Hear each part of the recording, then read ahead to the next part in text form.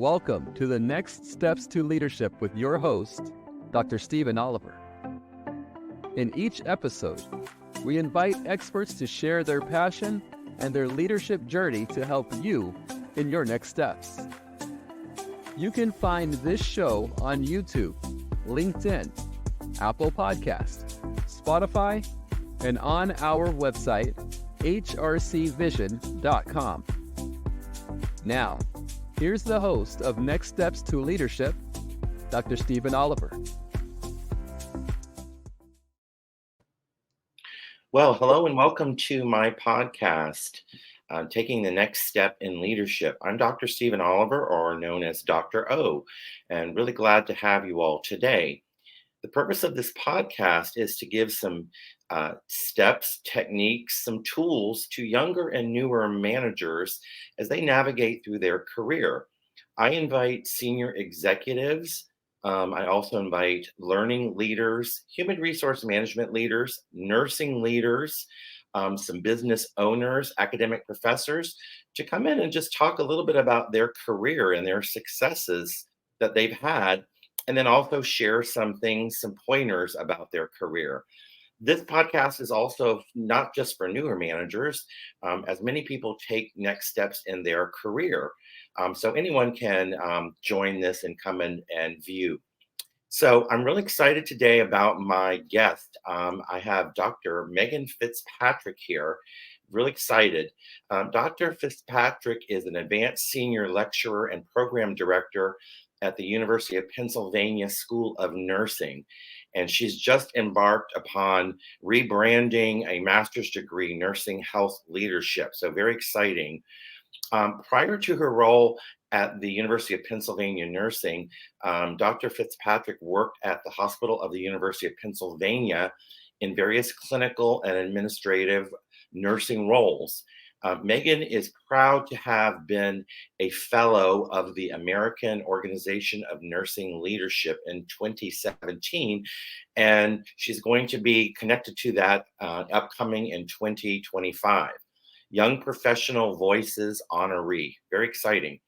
She holds a doctorate of nursing practice from the University of Pennsylvania School of Nursing, and her area of study and continued interest is nursing leadership development. We're going to talk a lot about that today. And Meghan is also an alumni of Penn's Nursing and Healthcare Administration MSN, or master's degree program, which has been rebranded, and that's exciting too. And she received her BSN from Georgetown University.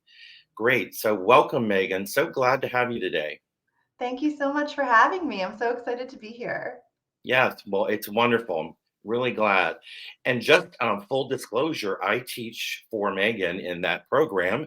I teach a human resource management course for her and have been working with her for many years. So it's really great to be in that program and see the different nursing students who come through the program.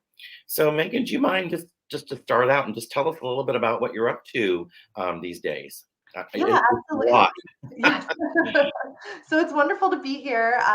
Looking forward to chatting about a lot of different leadership topics. So right now, I am working as full-time faculty at the University of Pennsylvania School of Nursing.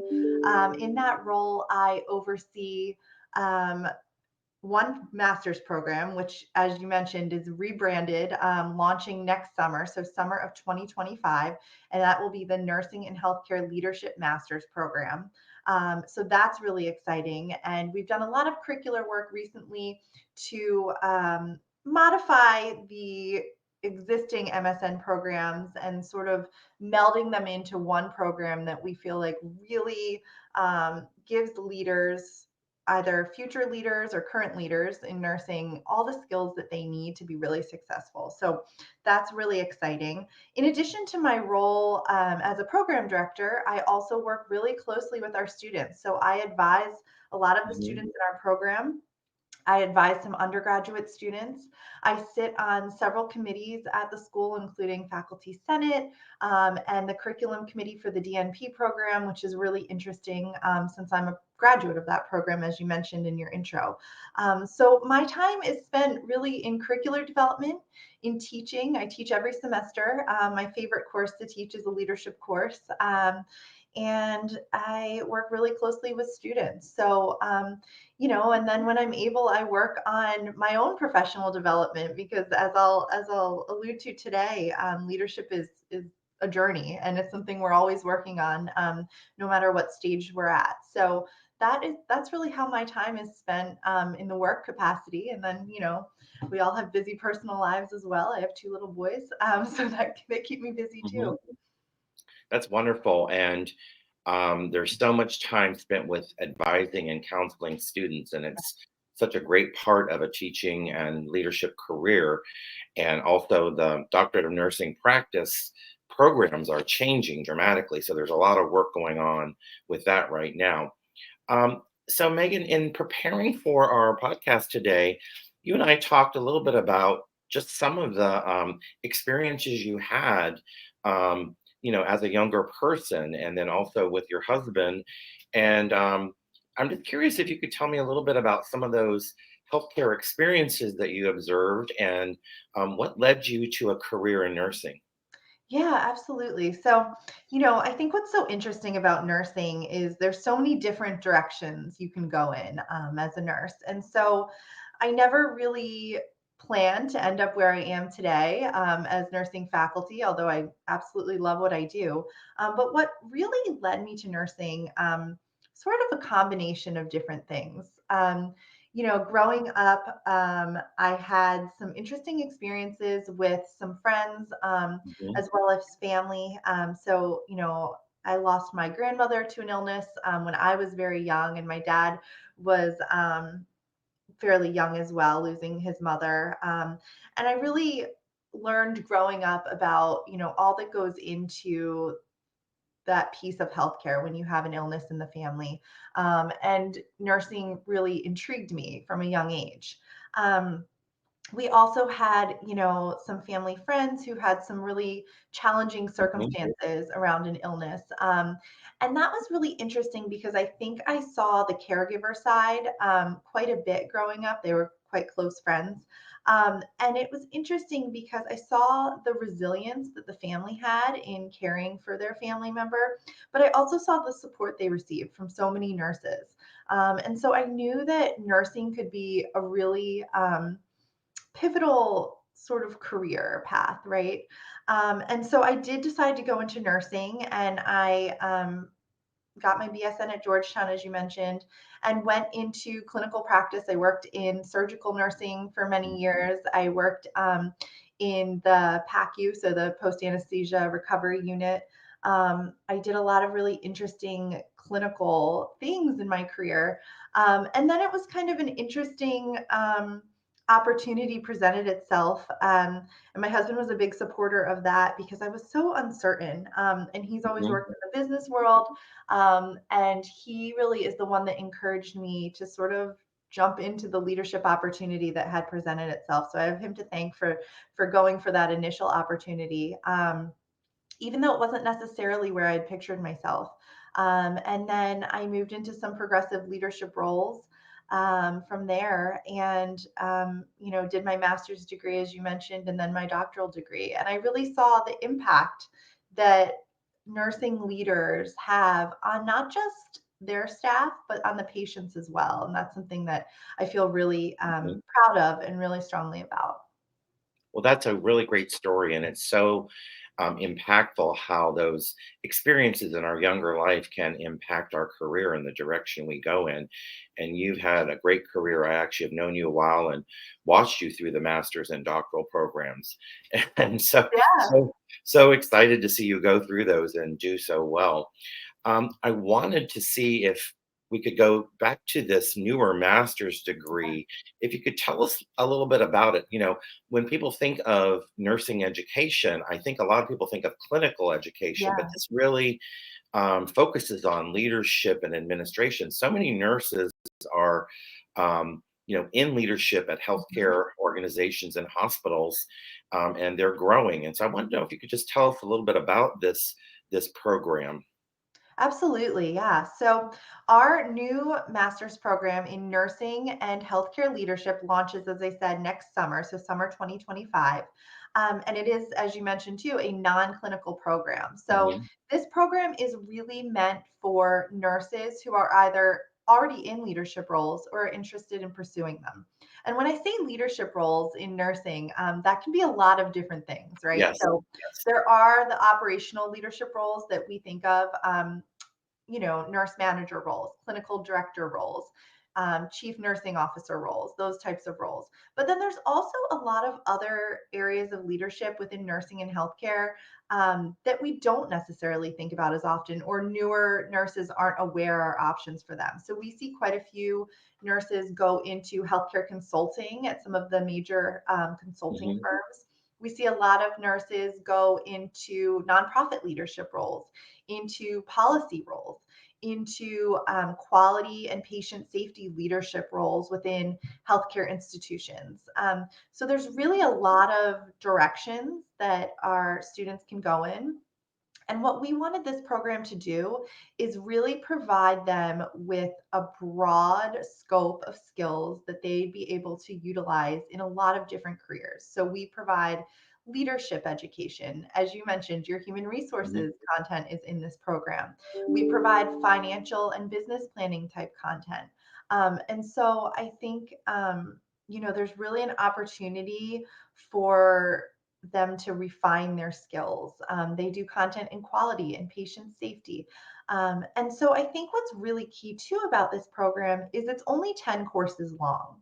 And so that's a little bit shorter than courses have been in the past, or programs have been in the past. And Right. I think what's really interesting about that is that the trend that we're seeing is that a lot of these nurses are going on to either PhD programs or DNP programs. And so we want to give them all the skills that they need at the master's level without dragging out the program too long, because we know that it's very likely that they may pursue additional education down the road. So I think we have done a good job of really refining what they need and making it a really manageable program that is also online. So this is the first nursing master's degree at Penn. We do have a nutrition degree, but it's the first Hmm. MSN degree to go entirely online at the master's Right. level. And so that's a really exciting thing for us as well. And I think we've done that in a really creative way. That's something that I feel really passionate about, is making sure the online experience is really valuable for the students. And so I'd say that this program will be challenging, it will be rigorous, but it will also be very applicable to leaders' Hmm. everyday lives and what they're doing in the field. That's great. Well, very, very exciting. Looking forward to the new changes. I also, and as you know, had a student in my human resource course this past summer who we talked about her doctorate of nursing practice, and then all of a sudden she's applying and wanted a recommendation. So Yeah, it was really exciting to see her go on, absolutely. Absolutely. and I see that. Can you just say a little bit more about who the nurses are? You mentioned that they are doing some leadership roles. Who are they, and again, what are some of their pathways to the master's program? Yeah, so I'd say our typical student is usually working clinically. So, working on the front lines in the nursing field with a bachelor's degree. And oftentimes we see students that have gotten involved maybe on the front lines in some kind of small leadership capacity. So maybe they have taken on a unit based leadership role or developed some interest in Mhm. hospital metrics and quality and safety. And so they've sort of decided that that might be the path for them. They also might be interested in educating others. And usually they get a little push from, potentially their leadership team or their mentor to, move forward and apply to school. And so typically our students are working full time while they're coming to school. And so Mhm. it's really important that we have a program that supports them in doing that. And I think the other interesting thing about our students is that they bring that experience from the front line to the classroom. Hmm. And so we're able to have some discussions about what they're seeing in practice and how we can kind of utilize skill sets developed in our program to solve some of their challenges in real time in the classroom that then they can take back. And then in addition, we do have some students that have already moved into leadership roles. Hmm. So maybe they're in sort of an entry level leadership role, like an assistant nurse manager or nurse manager or quality manager position.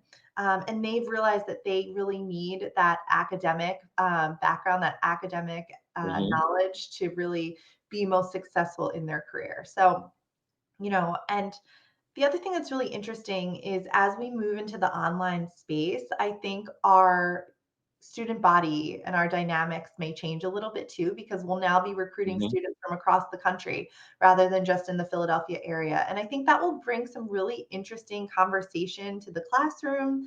Healthcare is different in different parts of the country. And so it's really nice to have the perspective of different students from different areas when we have those discussions in class. It really brings some richness to the discussion. And this just came up in my thoughts. Anything you can say about online learning? I mean, I've been teaching in it for many years.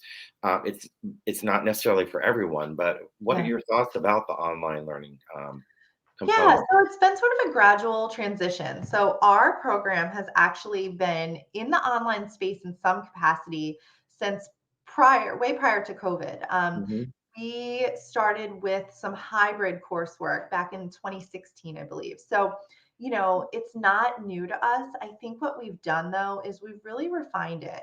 And I think that there's some things I feel strongly about with a program that's in the online space. I still think I want and I think students need that cohort feel Hmm. to Yes. their group. So we're going to be having synchronous events like orientations and focus groups and monthly meetings for our students. And then each of our courses, while entirely online, we'll have a couple of synchronous meetings, meaning everyone will be Hmm. logged on at the same time, able to have discussions, able to go into breakout rooms and chat or, Hmm. problem solve with their classmates. We'll have some group work where they'll meet with their classmates in smaller groups, and all of our instructors will have synchronous office hours. So while our program is online, it's not going to be a generic Hmm. do these discussion boards and watch all of the content yourself type of online program. It's going to be very interactive. It's going to be that real cohort feel. And I think, especially in the leadership space, that's so important because one of the big things that we want our students to be able to do is, have those conversations with one another as they move through the content and move through the program. Well, that's great. I mean, I feel really strongly that COVID, helped accelerate online learning everywhere. Certainly. And so it's part of a reality. And I love what you're saying about the interactivity and the active learning. And so I think it's going to be a really great success. Yes. So looking forward to it. Looking forward to being involved in it with you. So I wanted to switch gears a little bit. One of the things we discussed was nurses serving as advocates, and that's such a powerful topic. And I wanted to see if we can talk a little bit about that and what are some of the tips and techniques that nurses can do to be advocates for other nurses. Yeah, absolutely. And I think this is something that's really important to talk about. So, nurses are wonderful advocates for their patients. So, it's a skill set we Hmm. learn early on how to advocate for your patients, how to advocate for their families and get them what they need. But I think sometimes what we neglect to do is advocate for ourselves and advocate for the profession of nursing. So, when you think about advocating for yourself as a nurse, that is learning how to ask for the resources you need in the right way, learning how to look at budgets and advocate for supplies or additional staffing, even if you are at that frontline level, knowing how to speak to what you need. And then I think when we think about advocating for the profession of nursing, sometimes we aren't able to advocate for our profession because we don't have an accurate understanding of what our profession Hmm. looks like. Understanding the organizational structure of your institution is so key. Understanding, what happens beyond your unit. And I think this is true for all of us in our places of employment, but sometimes you can get stuck in your little bubble. So, in the nursing world, that might be your unit or your floor or your department. Hmm. But it's so key to have an understanding of what's happening outside of that, right? And understanding what's happening not only at the hospital level or the healthcare institution that you're working in, but understanding what's happening at the national level. What are we seeing? What are the trends we're seeing in healthcare across the country? What are the trends we're seeing in nursing across the Hmm. country? What's the political environment looking like Yes. for Yes. healthcare? So, having an understanding of that enables us to advocate for our profession. And so, what I always encourage, younger nurses or newer nurses to do is sort of start small. We can't solve everything on day Hmm. one, but you know how to advocate for your patients. That's a skill you've developed and refined. And so Right. you have to Right. learn to do the same for yourself. So I think a great first step is joining a professional organization. There are lots of different professional organizations for your area of clinical expertise. There's AONL, which I'm a big fan of. There's the Hmm. Student Nurses Association, the Black Nurses Association. There's really something for anyone. And so I think that that's a great first step when we talk about advocating for our profession. Hmm. And I wondered, again, this just came into my thought. How about the preceptor role?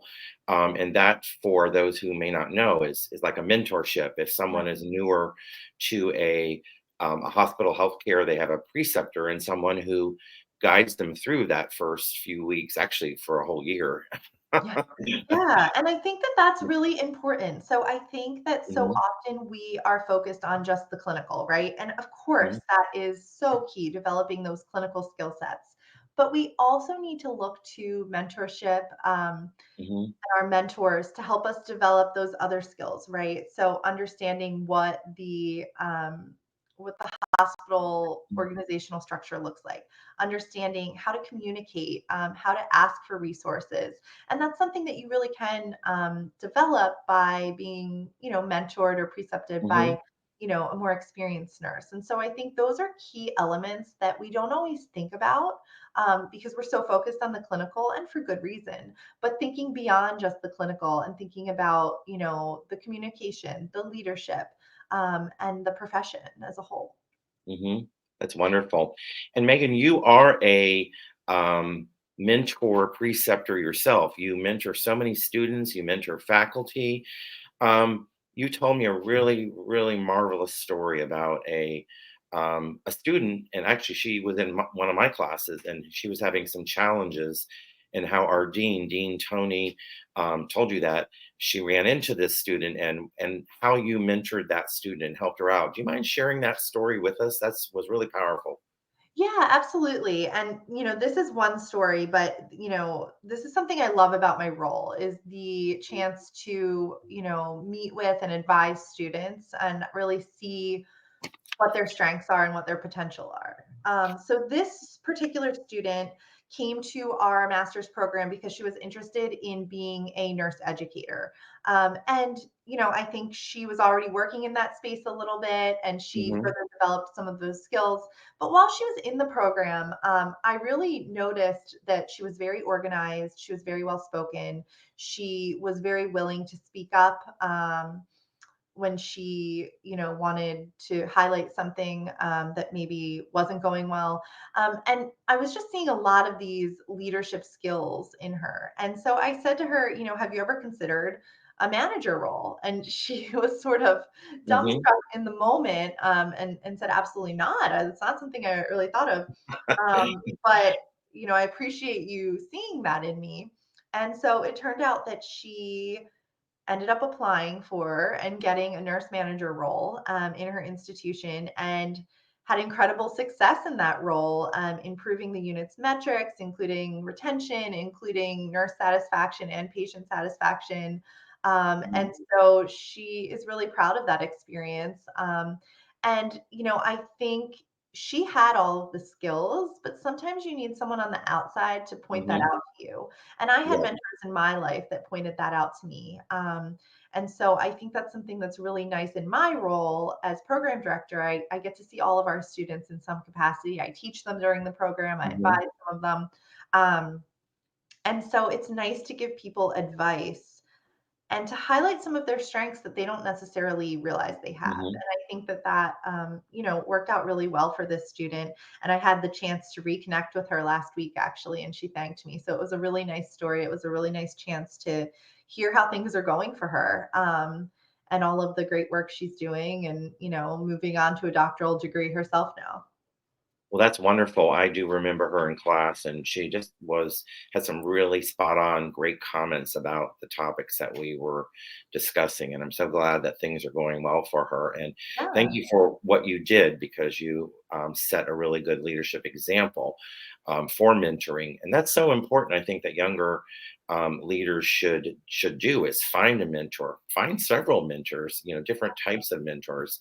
I've had mentors myself, but the other thing that I've done is have different types of mentors. I've even had younger mentors helping me with technology. So, sure. so get out there and not only be a mentor, but have mentors. Absolutely. So, another thing I wanted to ask you about, and this actually could be a separate podcast, but what do you see, Megan, as some of the challenges and opportunities of nursing today? What's kind of going on with nursing? And again, that's a really large question, but any thoughts on that? Yeah, it's a loaded question for Yeah. sure.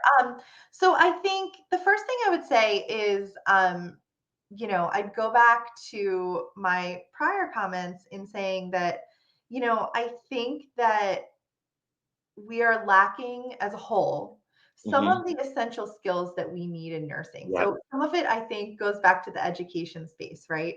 We're so clinically focused, and that's so important, right? Having the good clinical skill sets. We need to come out of our bachelor's program being safe practitioners. We need to pass our board exams to Hmm. practice as nurses. However, I think one of the biggest challenges is that we aren't necessarily as good at some of the communication, some of the advocating for ourselves, as I mentioned, um, and some of that financial know-how. Those Hmm. are all, skill sets that are very important to me and our program. But I think that they're important at the bachelor level too. And I think that nurses need some of those skills in order to be good advocates for themselves. So knowing how to look at a budget for their unit, knowing how to have, what we have deemed in the past a crucial Hmm. conversation with a manager Yes. or a peer. And I think that sometimes those things are really challenging. I think there's also, a lot of challenge in how the profession is defined. I think COVID was really Hmm. an Yes. impactful time for the profession of nursing. And I think that we're still reeling from that a bit. I also think we have to look to the future of nursing and realize it's not going to stay the same as it Hmm. always has. In the past, nurses would practice at the bedside for a long, long time. And I think they don't necessarily always want to do that anymore. They want to Hmm. move on to other roles. And I think as a whole, we need to have the flexibility to allow them to do that while maybe still maintaining some effort at the bedside. So I think we need to look at things like more split roles where maybe half of your time is spent taking care of patients at the bedside and the other half is in a leadership or administrative or educational Yes. position. We don't do that well right now. We're starting to in some spaces, and it's something I've advocated for a long time because I think it really would keep strong practitioners at the bedside while giving them a chance to grow as well. Hmm. And so I think, I could probably talk to you about the challenges in the profession of nursing for 3 hours, but Right. I'll leave it at that because I think those are some of the key points that I feel strongly about. But there's certainly more to it than that. Well, really powerful response, stepping out of your bedside role and doing other things. And I think not only in nursing, but other professions, communications, crucial conversations is Yeah, tough for a lot of people. And then that financial acumen, that's really, really important point to, understand the business, whether it's healthcare or other things. absolutely. So important response there that you gave. I remember one of our nurses several years ago went into working for PricewaterhouseCoopers, and Yeah. she was sent. I think you remember her, and she was sent out. Um, to do financial calculations for healthcare organizations. So Yeah, you're right. There's so many things that nurses can do. Um, absolutely. so I wanted to ask you about your DNP or your doctorate of nursing practice. This is not necessarily a PhD, which is more research. This is more application oriented. And so many of the nurses in the DNP programs at the University of Pennsylvania and all over the country are moving in this direction. What prompted you to pursue your DNP? I knew that I wanted to advance my own education. I wasn't always sure exactly how I wanted to do that, Hmm. whether I wanted to do a PhD or a DNP. But I did decide on the DNP because, just as you said, I really wanted to be the one applying research, looking at the Hmm. evidence, and then translating it to practice. My area of practice is academia. Hmm. But certainly, you can do that in a variety of different areas, clinical or non-clinical. And leadership was something I knew I wanted to focus on in that program. And so I did make the decision to do the DNP program, and I'm very happy that I did. Hmm. And what was your topic about? What was your project that you worked on?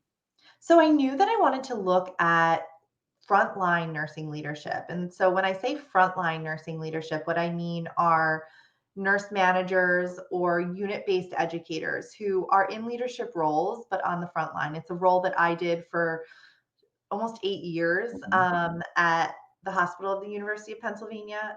And so I knew I wanted to look at that group and look at how to support them from a professional development standpoint. So typically in a mhm, hospital, we are great at doing a lot of professional development for the frontline staff. So for the clinical staff, we do professional development when they need to learn new mhm, technology or a new process. But we don't always do a great job of providing professional development opportunities for our frontline leaders. So in my program, I partnered with another DNP nurse as well as the ethics team at mhm, the hospital of the University of Pennsylvania. And we developed a year-long fellowship, the Nurse Leader Ethics Fellowship.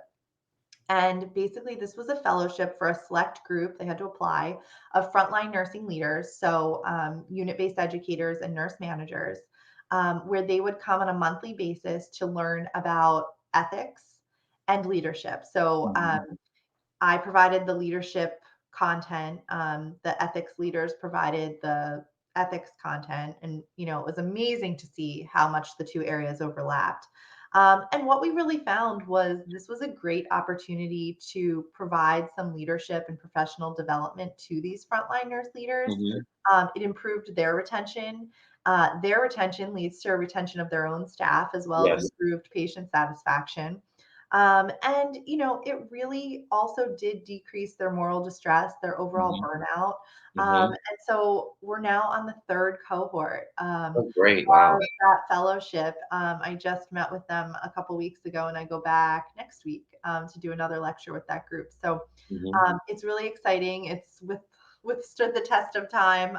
mhm. And so it was a great way, I felt like, to sort of combine my interests of leadership, but also supporting those frontline leaders. That's so great that your doctorate is living on. It continues Yeah, on. That's fantastic. yeah, And can you say just a little bit more about how ethics is woven into that? Because that's so important in healthcare.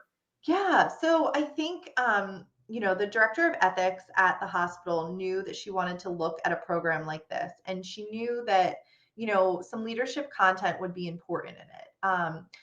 And I think what neither of us realized, and we probably should have, is how intertwined leadership and ethics are. So, what we really wanted from an ethics standpoint for these nurse leaders, we wanted them to feel confident in their ethical knowledge, their ethical know how, and their Mhm, knowledge of what the resources were, outside of themselves um, in the hospital.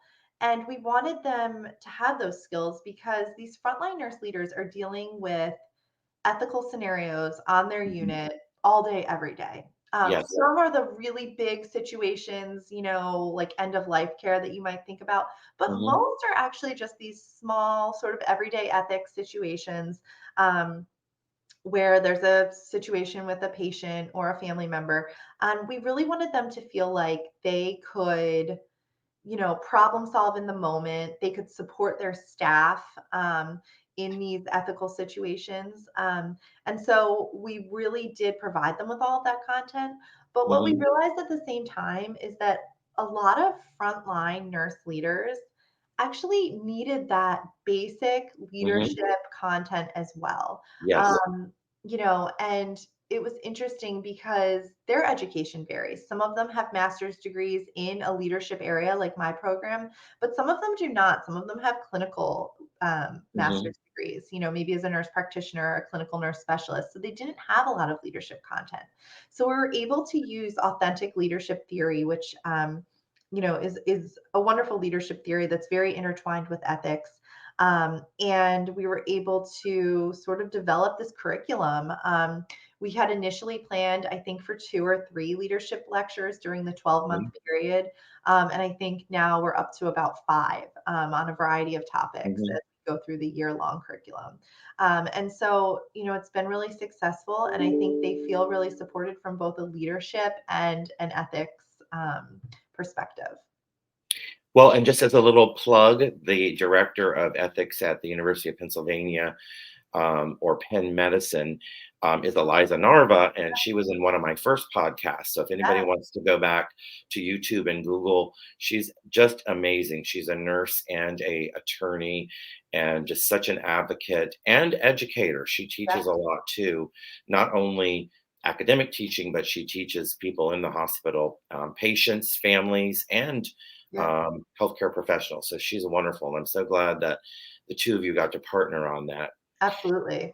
So wonderful. So, kind of winding down here, I'm just wondering if you have any final advice for someone who wants to go into the career of nursing, or if they're in nursing and they want to come into a master's degree or a DNP doctoral program, and any final advice for them. Well, certainly reach out to me if you're interested in our master's program. A little Little plug for plug here. that. But I think I have a couple pieces of advice. So I'd say be open to different paths forward, right? Hmm.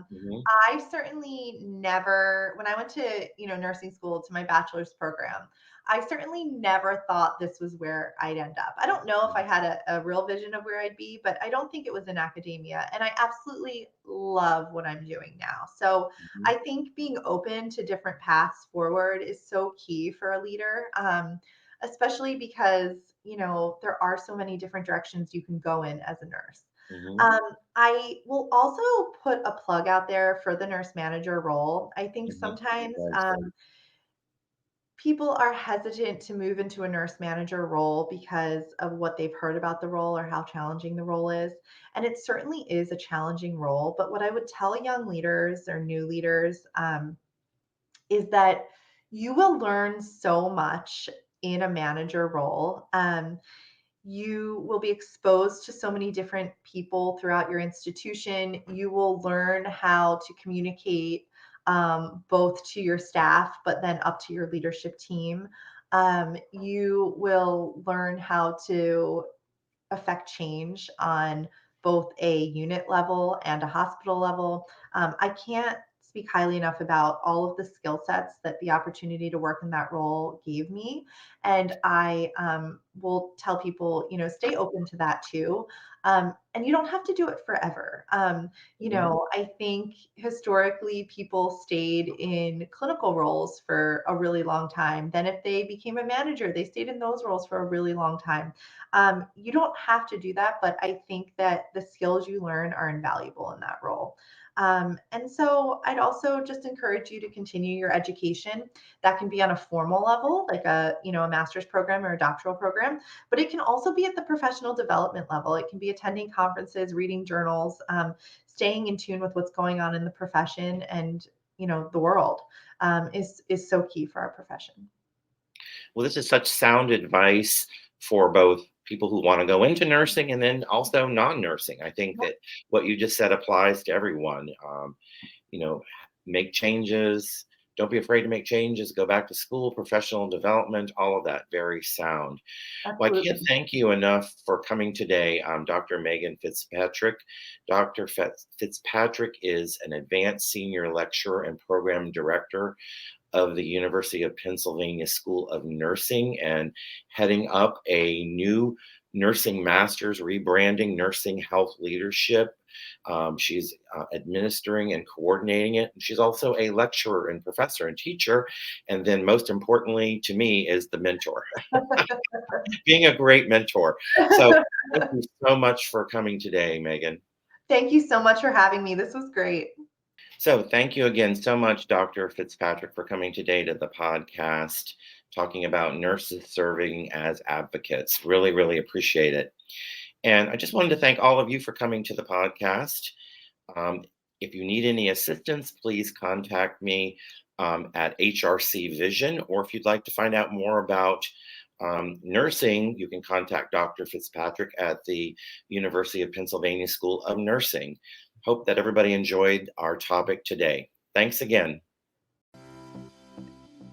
You've been tuning in to Next Steps to Leadership with your host, Dr. Stephen Oliver.